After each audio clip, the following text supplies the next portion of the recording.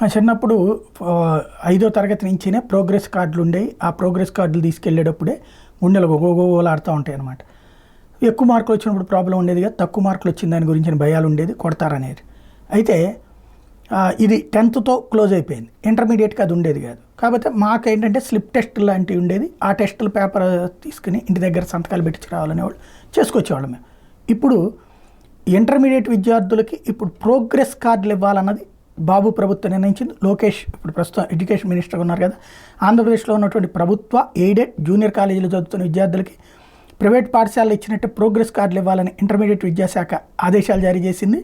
దానికి సంబంధించినటువంటి మోడల్ని పంపించారు కాలేజీలకి.